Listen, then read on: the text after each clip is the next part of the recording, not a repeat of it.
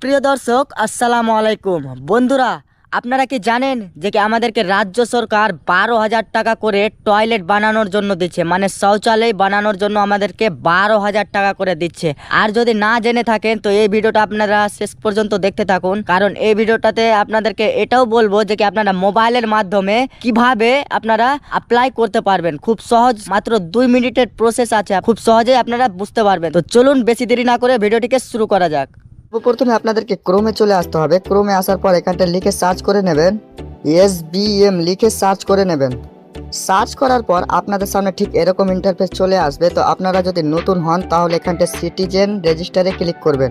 আর আপনারা যদি আগে থেকে রেজিস্টার হয়ে থাকেন তাহলে কিন্তু আপনারা এখানটা আপনার মোবাইল নম্বরটা বসিয়ে নেবেন। বসিয়ে নেওয়ার পর গেট ওটিপিতে ক্লিক করবেন। গেট ওটিপিতে ক্লিক করার পর আপনার মোবাইলে একটি ওটিপি যাবে, সেই ওটিপিটাকে এখানটা এন্টার ওটিপিতে বসিয়ে নিতে হবে। বসিয়ে নেওয়ার পর আবার স্ক্রল করবেন। স্ক্রল করে এখানটা আপনারা এই ক্যাপচারটাকে এখানটা বসিয়ে নেবেন। বসিয়ে নেওয়ার পর সাইনিং এ ক্লিক করবেন। তো নেক্সট আপনাদের সামনে ঠিক এরকম ইন্টারফেস চলে আসবে। তো আপনারা এখানটা 3 লাইনটা দেখতে পাচ্ছেন, এখানটা ক্লিক করবেন। নেক্সট এখানটা আপনারা দেখতে পাচ্ছেন নিউ অ্যাপ্লিকেশনে আপনারা ক্লিক করবেন।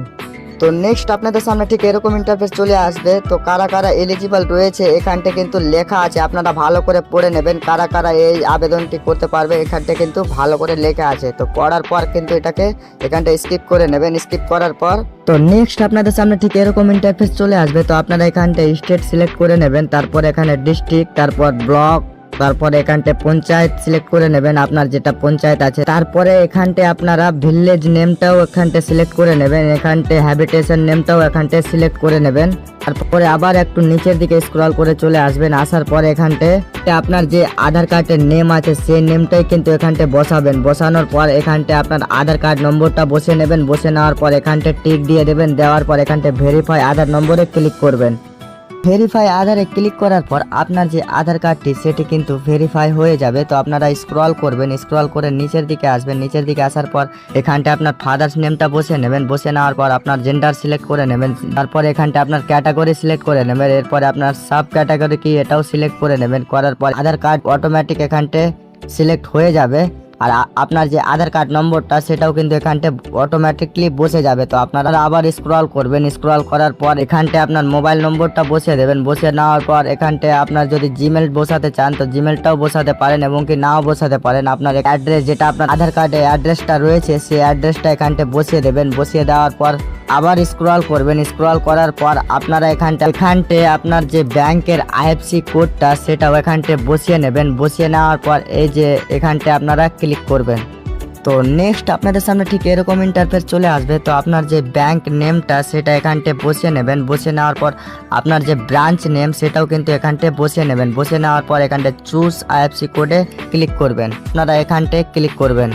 নেক্সট আপনাদের সামনে ঠিক এরকম ইন্টারফেস চলে আসবে। তো আপনারা স্ক্রল করবেন। স্ক্রল করে এখানটা আপনার অ্যাকাউন্ট নম্বরটা বসিয়ে নেবেন। বসিয়ে নেওয়ার পর আবার অ্যাকাউন্ট নম্বরটা এখানটা বসিয়ে নেবেন। বসিয়ে নেওয়ার পর আপনার যে ব্যাংকের পাসবুক সেই পাসবুকের কিন্তু ফটো এখানটা ফাইল দিতে হবে। ফাইল বা যে কোনো ফটো এখানটা 200 কেবির মধ্যে কিন্তু দিতে হবে। তো দেওয়ার পর আপনাকে আবার স্ক্রল করবেন।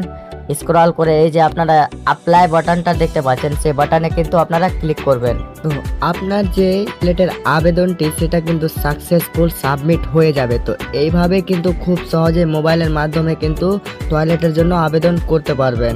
তো এইখানটা আপনারা ক্লিক করে ওকে করে নেবেন। আপনারা যদি এই আবেদনের রিকোয়েস্টটি দেখতে চান তাহলে কিন্তু আপনারা এইখানতে 3 লাইনে ক্লিক করবেন।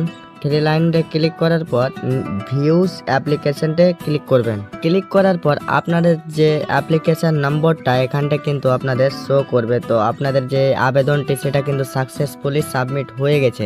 তো এইভাবে কিন্তু আপনারা খুব সহজে কিন্তু টয়লেটের জন্য আবেদন করতে পারবেন। তো বন্ধুরা, আশা করছি আপনারা খুব সহজে বুঝতে পেরেছেন যে কিভাবে টয়লেটের জন্য সরকারের কাছে আবেদন করতে পারবেন। তো ভিডিওটি যদি ভালো লেগে থাকে তো ভিডিওটি শেয়ার করতে ভুলবেন না। আর এরকম ইনফরমেটিভ ভিডিও পেতে আমার চ্যানেলটিকে ফলো করে রাখবেন। তো ভালো থাকবেন সবাই, সুস্থ থাকবেন। আসসালামু আলাইকুম।